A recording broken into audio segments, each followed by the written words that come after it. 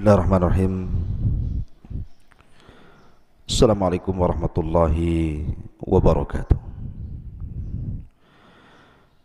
Alhamdulillah wassalatu wassalamu ala Rasulillah wa ala alihi wa sahbihi wa mawalah wa la hawla wa la quwata illa billahi wa ba'du. Qala Allahu azza wa jalla: Ya ayyuhalladzina amanu taqullaha haqqa tuqatih wa la tamutunna illa wa antum muslimun. Wa qala sallallahu alaihi wasallam: Man salaka tariqan yaltamisu fihi ilma sahhalallahu bihi tariqan ilal jannah. Ma'asyiral muslimin, para pemirsa yang dimuliakan Allah Subhanahu wa taala, alhamdulillah dengan izin Allah Subhanahu wa taala kita bisa duduk kembali untuk talabul ilmi di pagi hari ini. Dan tema yang kita akan usung di pagi hari ini, kita akan mengenal istri-istri daripada Khalilur Rahman, istri-istri daripada kekasih Allah Subhanahu wa taala, Nabi Allah Ibrahim alaihi salatu wassalam. Ma'asyiral muslimin yang dimuliakan Allah Subhanahu wa taala, kita tahu bahwa Nabi Allah Ibrahim alaihi salatu wassalam memiliki banyak istri. Ada yang mengatakan bahwa istri beliau ada 4, dan yang masyhur adalah 2, Sayyidatus Sarah dan juga Hajar. Inilah yang kita akan bahas di pagi hari ini, siapa sosok wanita yang sangat mulia di balik Ibrahim alaihi salatu wassalam. Ma'asyiral muslimin yang dimuliakan Allah Subhanahu wa taala, pertama kita akan mengenal tentang Sayyidah Sarah atau kisah daripada salah satu istri Ibrahim alaihi salatu wassalam, Siti Sarah alaihi salam. Ma'asyiral muslimin yang dimuliakan Allah Subhanahu wa taala, kita tahu bahwa Sarah adalah salah satu istri Nabi sallallahu alaihi wasallam yang pertama, di mana dia orang yang beriman yang pertama kali kepada Ibrahim alaihi salatu wassalam. Ketika Allah Subhanahu wa taala mengutus Ibrahim alaihi salatu wassalam menjadi nabi plus juga rasul, maka yang pertama kali beriman adalah istrinya Sarah alaihi salam, dan baru disusul kemudian anak saudaranya Lut alaihi salatu wassalam yang kelak akan menjadi seorang nabi dan diutus ke negeri yang kita kenal dengan Sodom. Jadi kala itu, itulah 3 orang yang beriman kepada Allah Subhanahu wa taala di permukaan bumi. Ibrahim, kemudian juga istrinya Sarah, kemudian keponakannya Nabi Allah Lut alaihi salatu wassalam. Ma'asyiral muslimin yang dimuliakan Allah Subhanahu wa taala, kita tahu bahwa perjalanan kisah dari Siti Sarah ini luar biasa. Karena bagaimanapun Siti Sarah ini adalah ibu dari para nabi Bani Israel. Karena kita tahu bahwa Siti Sarah ini memiliki putra Nabiullah Ishak, dan Ishak itu adalah ayah daripada Yakub, dan Yakub itulah sebutan dari Israel, maka keturunannya disebut Bani Israel. Dan dalam tubuh Bani Israel banyak diutus para nabi dari kalangan mereka sendiri. Bukan hanya 1, 2, ratusan, bahkan ribuan nabi-nabi Bani Israel diutus kepada mereka. Lah Israel sendiri nisbat kepada Yakub, dan Yakub adalah putra daripada Ishak, dan Ishak adalah putra daripada ibunda Sarah alaihi salam. Artinya dari sulbi beliau terlahir para nabi yang begitu banyak. Ma'asyiral muslimin yang dimuliakan Allah Subhanahu wa taala, kalau dalam kitab Taurat menurut yang dicatat para ulama, nama istri Ibrahim itu adalah Sarah, di ujungnya dengan menggunakan ya, Syarai. Tetapi ketika kemudian istri Ibrahim ini sudah menua, kala itu tidak diberikan keturunan, kemudian Allah Subhanahu wa taala janjikan istri Ibrahim ini untuk punya keturunan, maka berbahagialah dengan berita itu. Makanya kemudian disebut Sarah, wanita yang sangat bahagia. Ada juga maknanya Sarah itu artinya Al-Amirah, pemimpin, atau As-Sayyidah, tuan, ataupun diartikan As-Surur, karena bahagia setelah sekian lama tidak punya keturunan, bahkan dinyatakan mandul. Tiba-tiba kemudian Allah Subhanahu wa taala anugerahkan kepada Sarah ini Nabiullah Ishak alaihi salatu wassalam. Ma'asyiral muslimin yang dimuliakan Allah Subhanahu wa taala, adapun perjalanan kehidupan Nabiullah Sarah, istri Nabi Ibrahim alaihi salatu wassalam, Sarah ini, kita tahu bahwa Sarah ini sebenarnya masih ada kerabat daripada Ibrahim alaihi salatu wassalam. Jadi Sarah itu adalah ibnatu anak daripada paman Ibrahim alaihi salatu wassalam, di mana Sarah ini wanita yang kanat dzatu hasanin wa jamalin.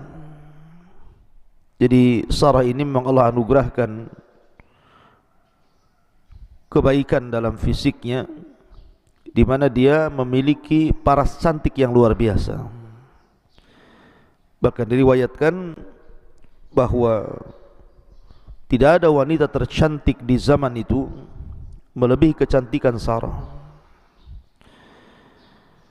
Makanya kemudian Ibrahim alaihi salatu wassalam sangat mencintai Sarah, selain karena dia yang pertama kali mau beriman dengan dirinya dan dengan syariat yang dibawanya,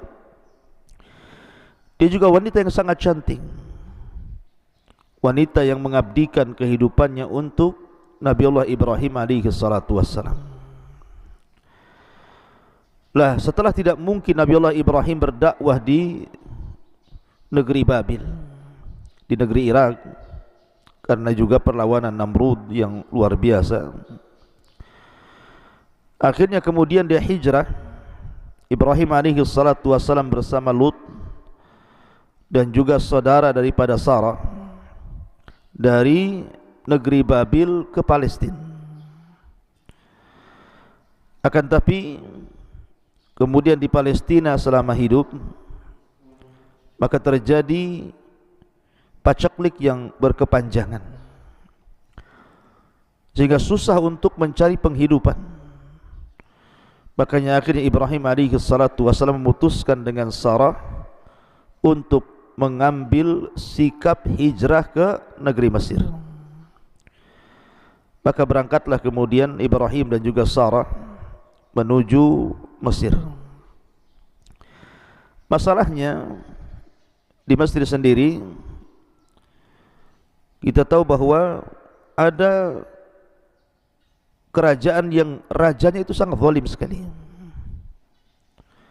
di mana kezalimannya sampai kepada tidak boleh melihat wanita yang cantik dan dia sudah menikah, pasti akan dibunuh suaminya dan akan diambil istrinya. Maka Nabi Allah Ibrahim alaihi salatu wasallam mendengar seperti itu. Maka Ibrahim alaihi salatu wasallam berusaha untuk mengatakan kepada Sarah, nanti kalau seandainya ada para prajurit raja yang sombong itu, yang zalim itu, menanyakan soal dirimu, jangan kau katakan kau istriku, karena dia tidak suka ada seorang wanita sudah menikah dan dia cantik dan tidak menikah dengan raja.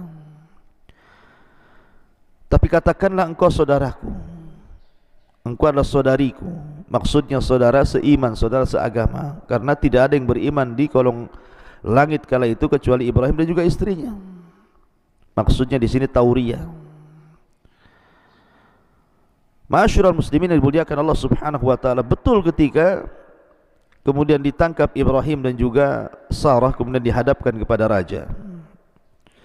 Sarah ini sudah mengaku saudari daripada Ibrahim, tapi sang raja tetap saja kemudian hendak berbuat yang tidak senonoh dengan Sarah ini. Akhirnya kemudian Ibrahim dan Sarah pun dipisahkan. Maka Ibrahim alaihi salatu wassalam tentunya dia sangat khawatir karena bagaimanapun raja ini zalim, sementara dia tidak sanggup untuk menolongnya. Makanya Ibrahim alaihi salatu wassalam akhirnya hanya bisa pasrah dan berdoa kepada Allah Subhanahu wa ta'ala. Sementara kisah Sarah di dalam istana, Sarah pun hanya bisa berdoa kepada Allah Subhanahu wa ta'ala. Apa yang bisa dilakukan seorang wanita di hadapan penguasa zalim dengan dikawal para prajurit, sehingga kala itu tidak ada yang bisa menyelamatkan Sarah kecuali Allah Subhanahu wa ta'ala. Maka Sarah pun kemudian berdoa kepada Allah Subhanahu wa ta'ala, berdoa kepada Allah Subhanahu wa ta'ala dan mengatakan, Ya Rabb, wahai Tuhanku, sesungguhnya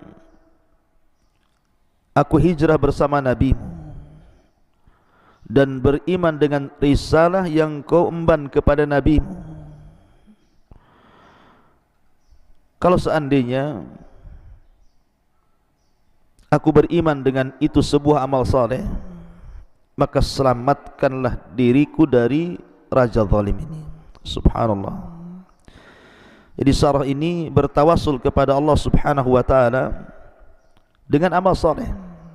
Persis seperti kita berkisah tentang 3 orang yang terjerembab dalam sebuah gua tidak bisa keluar, kemudian 3-tiganya bertawasul dengan amal saleh.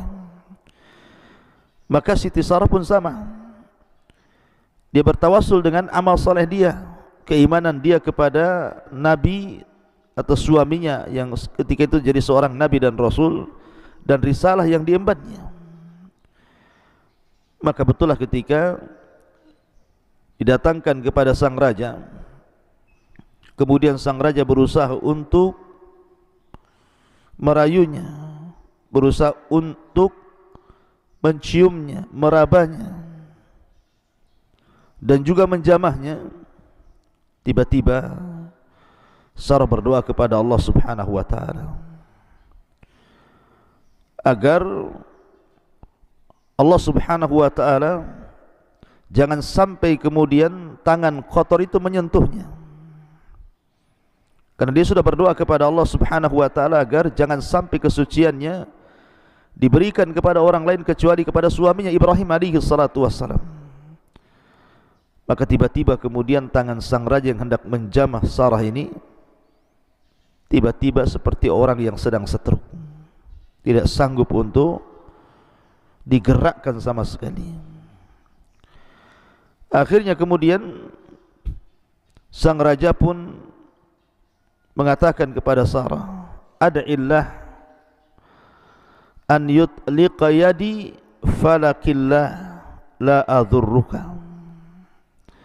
Dia mengatakan, berdoalah kepada Tuhanmu agar melepaskan belenggu pada tanganku ini,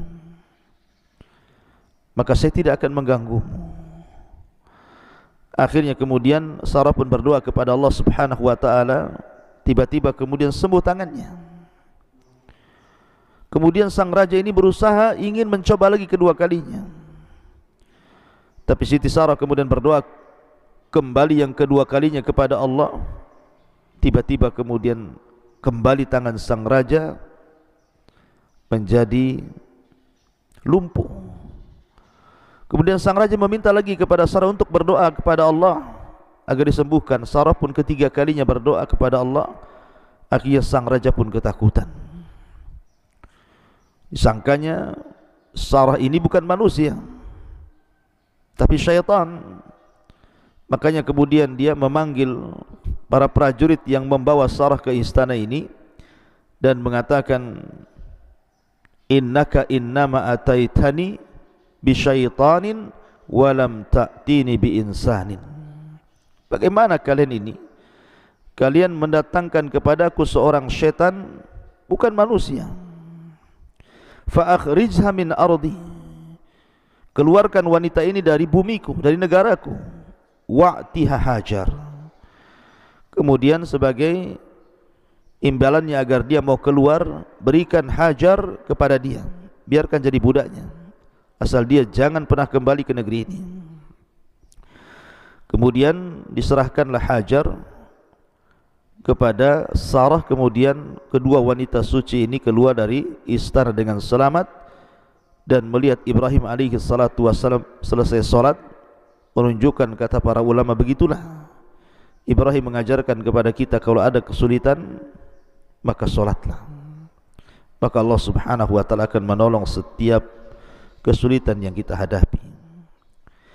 Ma'asyiral muslimin yang dimuliakan Allah Subhanahu wa ta'ala, akhirnya kemudian Ibrahim alaihi salatu wassalam dan juga Sarah dan budak hadiah dari Raja Mesir zalim ini kembali ke Palestina, karena tidak memungkinkan tinggal di Mesir melihat kondisi raja yang sangat zalim sekali. Takut kemudian terulang kedua kalinya sang raja mengganggu istrinya. Maka Ibrahim pun kemudian pulang kembali ke mana? Pulang kembali ke Palestina. Maka Ibrahim alaihi salatu wassalam pun hidup di Palestina. Lah setelah lama kemudian Ibrahim alaihi salatu wassalam hidup di Palestina, Allah Subhanahu wa ta'ala takdirkan Nabi Ibrahim alaihi salatu wassalam tidak kunjung memiliki keturunan dari istrinya Sarah ini. Akhirnya membuat sedih Sarah. Lah karena membuat sedih Sarah, sementara dia sudah berdoa pada Allah Subhanahu wa ta'ala, tetapi juga Allah Subhanahu wa ta'ala tidak kunjung berikan keturunan kepada Ibrahim. Bahkan istrinya dinyatakan akir, mandul. Akhirnya Sarah pun berinisiatif untuk memberikan budaknya Hajar supaya menikah dengan Nabi Ibrahim alaihi salatu wassalam. Akhirnya Ibrahim pun setuju dengan idenya Hajar, dengan idenya Sarah untuk menikah dengan budaknya daripada Sarah, pemberian daripada Raja zalim Mesir itu. Nah, setelah kemudian Ibrahim pun menikah dengan istri keduanya, Siti Hajar alaihassalam, tiba-tiba Allah subhanahu wa ta'ala takdirkan dari Hajar inilah Ibrahim kemudian memiliki keturunan. Anak pertama dari sekian lama menikahi wanita yang sangat cantik dan sangat dicintainya dan sangat berbakti dan ahli ibadah kepada Allah subhanahu wa ta'ala Sarah, tapi tidak kunjung diberikan keturunan.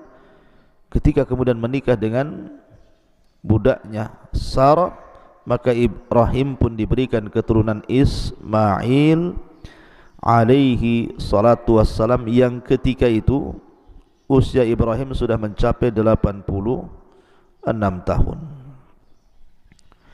Dan Sarah sudah putus asa juga kan. Kemudian Allah subhanahu wa ta'ala takdirkan Sarah ini ketika melihat suaminya makin bahagia dengan putra barunya,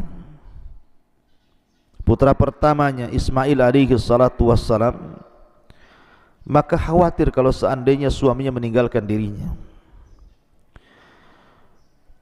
khawatir kalau seandainya kecintaan kepada dirinya pudar sehingga berpaling kepada Ismail dan juga ibundanya Hajar. Dari sini kemudian datanglah kecemburuan Sarah, meminta kepada suaminya Ibrahim alaihi salatu wassalam untuk tidak mau melihat madunya dan tidak mau tinggal satu atap. Tentu kecemburuan muncul ini karena takdir Allah subhanahu wa ta'ala, juga hikmah di mana Allah subhanahu wa ta'ala memang sudah punya skenario agar Ibrahim alaihi salatu wassalam membawa Hajar ke negeri Hijaz yang sekarang disebut dengan negeri Mekah. Akan ada sejarah dari Hajar ini, nanti kita akan ceritakan. Tetapi tentu idza aradallahu syai'an ahya asbaba. Allah itu kalau menghendaki sesuatu pasti Allah akan hidupkan sebabnya. Tidak mungkin ujug-ujug Ibrahim kemudian membawa Hajar dan Ismail ditinggalkan di negeri yang kering kelontang kalau bukan karena sebab dan asbab di balik hikmah yang akan saya ceritakan nanti. Singkat cerita, akhirnya Ibrahim pun atas perintah Allah subhanahu wa ta'ala kemudian membawa Hajar ke negeri Hijaz dan Ismail yang ketika itu masih bayi. Ketika kemudian perjalanan yang cukup melelahkan Palestina menuju Hijaz itu kalau ditempuh dengan unta kali itu bisa 1 bulan. Anda bisa bayangkan negeri yang sangat jauh, melintasi gurun pasir, gurun sahaya, lembah, bukit, gunung. Akhirnya sampai jugalah Ibrahim alaihi salatu wassalam dengan Hajar dan juga Ismail biwadin ghairi di zar'in, di sebuah lembah yang tidak ada pohonnya. Makanya Allah subhanahu wa ta'ala berfirman biwadin ghairi di zar'in inda baitikal muharram, di sebuah lembah yang tidak satu pun tumbuh-tumbuhan di situ. Maknanya lembah itu tidak ada air. Sebab kalau ada air pasti ada tumbuhan. Karena tumbuhnya tumbuh-tumbuhan itu karena disirami air. Berarti negeri yang kelak akan diletakkan Ismail dan juga Hajar itu negeri yang sangat kering kelontang, padang Sahara, tidak ada tumbuhan, tidak ada hewan, tidak ada makanan, tidak ada minuman, betul-betul negeri yang sangat kering. Disitulah Ibrahim meletakkan Hajar dan juga putranya Ismail. Akhirnya kemudian setelah Ibrahim alaihi salatu wassalam meletakkan Hajar dan Ismail, atas perintah Allah juga Ibrahim meninggalkan mereka. Coba anda bisa bayangkan kalau posisi anda para wanita, atau anda lah laki-laki seperti Hajar. Saya kira mungkin berpikir dua kali. Tapi Hajar sudah beriman kepada syariat Ibrahim. Dia yakin keputusan suaminya bukan keputusan biasa, tapi keputusan luar biasa, tidak mungkin keluar dari wahyu. Maka walaupun kemudian Hajar memanggil-manggil, ya Ibrahim, ya Ibrahim, kenapa kau tinggalkan kami di sini? Tapi Ibrahim diperintah untuk tidak menjawab dan tidak melihat ke belakang. Bisa bayangkan seorang suami meninggalkan istrinya begitu saja, kemudian dilarang tidak boleh menengok ke belakang. Sesedih apapun Ibrahim meninggalkan keluarganya, apalagi anak yang sangat dicintainya Ismail, tetap dia harus jalankan, karena itu perintah Allah. Apalagi Ibrahim itu kekasih Allah Azza wa Jalla. Setelah jauh dan sudah tidak bisa lagi dilihat oleh Hajar, maka Ibrahim baru kemudian duduk, kemudian salat 2 rakaat. Setelah salat 2 rakaat, dia kemudian memandang daerah yang diletakkan Hajar dan juga Ismail di situ. Disitulah dia berdoa kepada Allah Subhanahu wa taala, Rabbana inni askantu min dzurriyyati biwadin ghairi li zar'in inda baitikal muharram. Rabbana liyuqimus shalah faj'al af'idatan minan nasi tahwi ilaihim warzuqhum minats thamarati la'allahum yashkurun. Ya Rabb kami, sesungguhnya aku tempatkan keturunanku di sebuah lembah yang tidak ada tanaman, di sisi rumahmu yang sangat mulia. Ya Rabbku, ya Rabb kami, hendaklah mereka mendirikan salat, jadikan hati-hati manusia condong untuk datang ke tempat itu, dan berikanlah rizki kepada mereka dari buah-buahan agar mereka bersyukur. Setelah itu Ibrahim kemudian pulang ke Palestina. Lah Hajar ini bersama putranya Ismail yang masih bayi hanya diberikan bekal hanya cukup 1-2 hari saja, sehingga ketika lewat 2 hari saja sudah tidak ada lagi minuman yang diminum. Bingunglah Hajar. Dia berdoa kepada Allah Azza wa Jalla agar Allah Subhanahu wa taala berikan rizki dan karunia minuman kepada mereka. Maka berusahalah Hajar pun mencari-cari, dan begitulah doa tidak bisa berjalan kecuali adanya usaha. Berangkatlah Hajar ke bukit yang ada di Safa. Kemudian dilihatnya dari bukit itu ke arah Marwah. Maka dia pun berusaha turun menuju Marwah dengan berlari-lari kecil. Kemudian sampai di Marwah memandang lagi Safa. Kemudian lari lagi sampai akhirnya 7 kali putaran tanpa sadar. Hajar ini bolak-balik Safa Marwah untuk mencari air, tapi juga tidak kunjung ditemukan air. Makanya sekarang kemudian menjadi manasik haji atau manasik umrah, salah satunya setelah tawaf adalah sa'i, di mana seseorang berjalan berlari-lari kecil dari bukit Safa ke bukit Marwah. Karena khawatir dengan putranya Ismail, maka dia pun segera mendatangi putranya Ismail. Subhanallah, Allah Subhanahu wa taala ketika itu utus malaikat Jibril untuk menancapkan satu sayapnya di sekitar kaki Ismail alaihi salatu wassalam.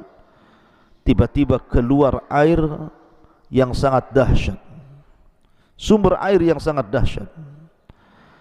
Maka Ibrahim pun Hajar pun lantas kemudian dengan bahagianya sambil membuat semacam kolam dengan menggunduk-gundukan tanah di sekitar Zam-Zam itu, sehingga dia mengatakan Zam artinya Zam itu mengumpulkan tanah untuk membuat semacam kolam. Maka air itu kemudian disebut dengan Ma'u Zam-Zam.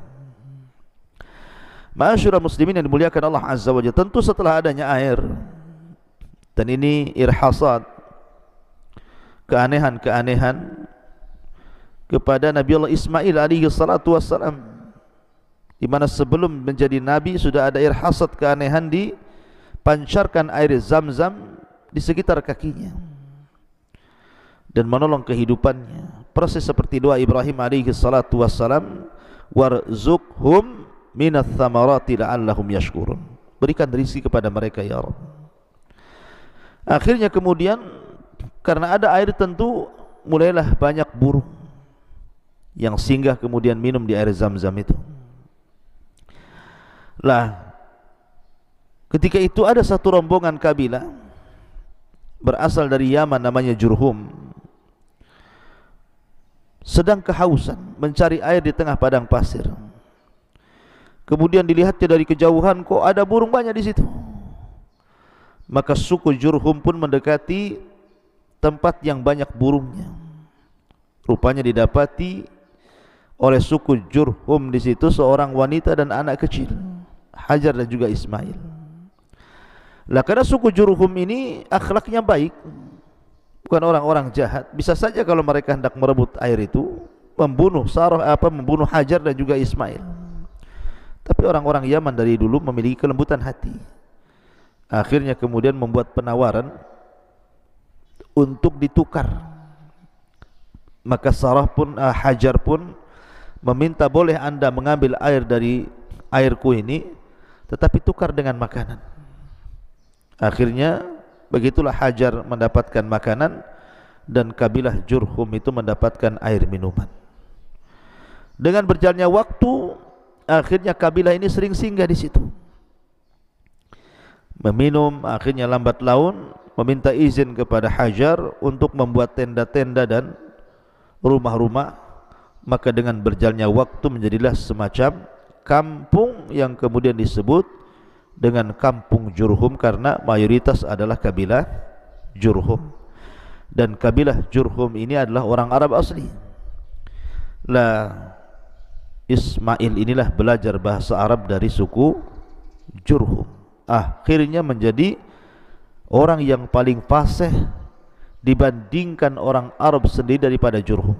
Maka Ismail disebut musta'rab, walaupun bukan Arab tetapi memiliki kefasihan bahasa Arab yang bisa mengungguli orang Arab. Bahkan belakangan Ismail pun menikah dengan wanita Jurhum. Istri pertama dicerainya dan istri kedua dilanjutkannya sampai akhirnya keturunannya sampai kepada Rasul kita Muhammad sallallahu alaihi wasallam. Ma'asyiral muslimin yang dimuliakan Allah Subhanahu wa taala, intinya bahwa kemudian Hajar pun menetap di tempat itu sampai pada waktunya ketika Nabi Allah Ibrahim alaihi salatu wassalam kemudian dari Palestina ingin berjumpa dengan putranya Ismail. Maka ketika itu ada syariat yang boleh jadi menguji kesabaran daripada Hajar. Bagaimana perasaan seorang wanita? Mungkin kalau bahasa saya itu dulu, dia meninggalkan saya di sini, saya harus pontang-panting hidup sendiri dengan merawat anak kecil sampai dia remaja. Tiba-tiba datang kemudian hendak disembelih, hendak dibunuh mungkin bahasanya. Bagaimana kesabaran seorang wanita diuji seperti itu? Tapi Hajar wanita salihah. Dia tahu bahwa ketika Ibrahim menempatkan dia di Hijaz, itu bukan karena keinginannya, tapi itu semua karena perintah Allah Subhanahu wa taala. Begitu juga ujian yang kedua, ketika putranya Ismail hendak disembelih, dijadikan kurban, dia pun tahu bahwa itu bukan atas kehendak suaminya, tapi itu adalah kehendak Allah Subhanahu wa taala. Maka dia hanya bisa tabah, hanya bisa tabah saja. Dan akhirnya kemudian Allah Subhanahu wa taala berikan mukjizatnya kepada Ibrahim alaihi salatu wasallam dengan tidak jadinya penyembelihan Ismail oleh Ibrahim dan digantinya dengan kambing yang sangat besar. Ma'asyiral muslimin yang dimuliakan Allah Subhanahu wa taala, akhirnya kemudian Ibrahim pun kembali ke Palestina. Sampai menikah Ismail, Ibrahim juga tidak tahu. Tetapi Ibrahim sempat kemudian berusaha untuk mencari tahu istri pertamanya, tetapi kemudian istri pertamanya akhlaknya tidak baik, maka Ibrahim memerintahkan Ismail untuk menceraikannya. Kemudian Ismail menikah lagi dengan wanita Jurhum yang kedua, dan Allah berikan akhlak yang sangat baik. Dari keturunannya lahirlah Rasul sallallahu alaihi wasallam. Maka singkatnya akhirnya Hajar pun meninggal dunia dan Ibrahim tidak tahu. Ibrahim tidak melihat wafatnya Hajar. Ismailah yang kemudian merawat jenazahnya. Dan kita tahu bahwa istri Ibrahim alaihi salatu wassalam yang pertama adalah Sarah. Setelah Sarah kemudian Hajar. Lah memang ada sebagian pendapat para ulama tentang masalah istri Ibrahim alaihi salatu wassalam yang ketiga dan yang keempat. Karena di awal saya katakan bahwa Ibrahim itu memiliki istri yang banyak, 4 gitu ya, tapi bukan berpoligami 4-empatnya. Jadi Sarah ketika dia berpoligami dengan Sarah, dan juga Ibrahim berpoligami ketika menikahi Sarah saja dengan Hajar. Tapi kemudian setelah Sarah meninggal dunia, kemudian Ibrahim pun akhirnya tinggal di Hijaz bersama Hajar dan juga Ismail untuk berdakwah kepada manusia. Maka kemudian Ibrahim alaihi salatu wassalam akhirnya juga meninggal Hajar. Setelah itu kemudian Ibrahim menikah lagi dengan seorang wanita, dan dari seorang wanita ini Allah Subhanahu wa taala takdirkan namanya Qanturah bintu Yaqdan. Ini istri Ibrahim yang ketiga, namanya Qanturah bintu Yaqdan. Dari Qanturah inilah lahir 6 anak laki-laki. Kemudian setelah Qanturah meninggal dunia, maka Ibrahim alaihi salatu wassalam menikah lagi dengan seorang wanita namanya Hajjun. Hajjun bintu Umain. Dari Hajjun pun kemudian memiliki banyak keturunan.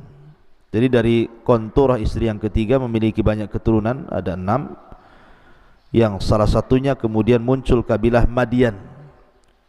Kabilah Madian ini dari keturunan Ibrahim alaihi salatu wassalam dari istri namanya Qanturah. Kemudian istri yang terakhir Ibrahim adalah Hajjun ibn Umain, dan dari Hajjun pun memiliki banyak keturunan. Tetapi yang masyhur, kisah-kisah yang diceritakan dalam Al-Quran dan Sunnah Nabi sallallahu alaihi wasallam, bahwa Ibrahim ini adalah memiliki 2 istri yang mencetak sejarah kedua-duanya. Pertama Sarah yang melahirkan nabi-nabi Bani Israel, dan yang kedua Hajar yang melahirkan Sayyidul Anbiya wal Mursalin, pemimpinnya para nabi dan rasul, Rasul kita Muhammad sallallahu alaihi wa ala alihi wasallam. Itulah diantara 2 kisah wanita istri daripada Khalilur Rahman Ibrahim alaihi salatu wassalam. Wallahu a'lam bishawab. Mudah-mudahan ada manfaatnya. Subhanakallah bihamdika asyhadu an la ilaha illa anta astaghfiruka wa atubu ilaik. Allahu ta'ala alam. Assalamualaikum warahmatullahi wabarakatuh.